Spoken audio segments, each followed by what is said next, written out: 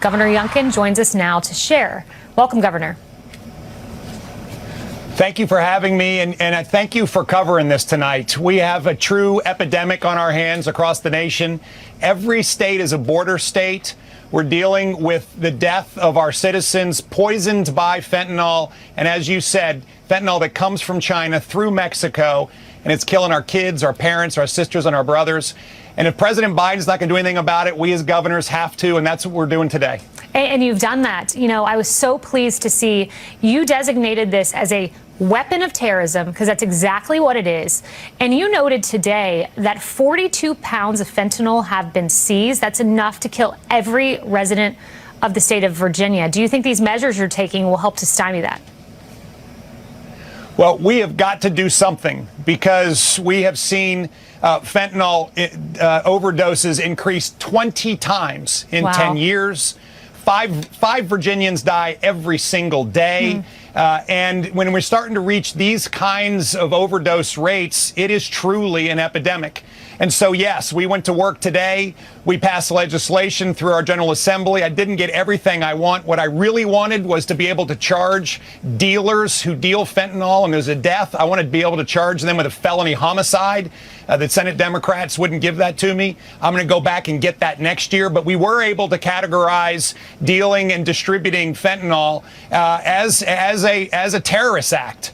And that opens up an enormous number of law enforcement avenues for us in order to prosecute and in order to bring the full weight of the law down on this horrific industry. I am so tired of hugging mothers and fathers, grandparents, aunts and uncles for the death of their children. Just recently, we had 5 kids in a school in Alexandria overdose in a bathroom during school. 4 of them were revived with Narcan. 1 of them passed away. This is happening all too frequently, not just in Virginia, but across the country. And we're going to go to work to try to end this now. But Joe Biden and the White House must go to work. They need to secure this border, and they need to stop the flow of people and illicit, illegal drugs and keep Americans safe. They do. You know, I'm so glad you're doing this. I spoke with, when I was down in Texas, a young girl cried to me and told me that she lost several of her classmates to fentanyl. You know, you think about that at the southern border, but to your point, every state's a border state. You know, Governor Youngkin, I wanted to have you on also because you've shown really the model of how to win a purple state or a blue state, maybe even, with education. I was stunned at the Washington Post poll that had McAuliffe beating you by 33 points on the issue of education. You flipped that around to beating him by 9 points, an issue Republicans don't often win on. That's a 42-point swing. How did you do that? Well, Republicans historically have shied away from engaging on education, and that's just wrong. We, in fact, have policies and common sense approaches to delivering a far better educational experience for kids across America, but particularly in Virginia. I mean, first of all, it starts by empowering parents. There's nobody who should be at the head of the table in a children's life other than their mother or their father. And this, of course, is a table that should have teachers and trusted counselors, but this is all about parents. Second of all, we have to run to excellence. We got to run to it. And the bottom line is that we, in fact, are seeing the standards of excellence eroded across Virginia. We put a stop to it. There's no way that equity should be replacing excellence in our schools. And finally, we're providing different avenues for choice. We have lab schools in Virginia. They're our former charter school. We've enhanced our tax scholarships for people to choose to go to private schools.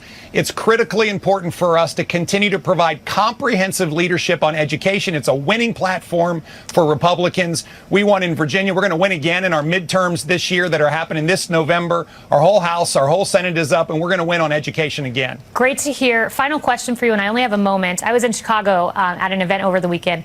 I had a very upset man come up to me and say, Governor Youngkin is not running for president. And I read your statement today that you made on this.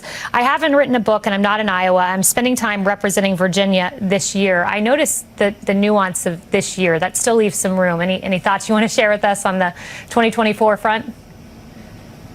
Well, I'm terribly humbled by this topic. You know, 40 years ago, I was washing dishes and taking out trash in a diner in Virginia Beach, and to have my name tossed around is extraordinarily humbling.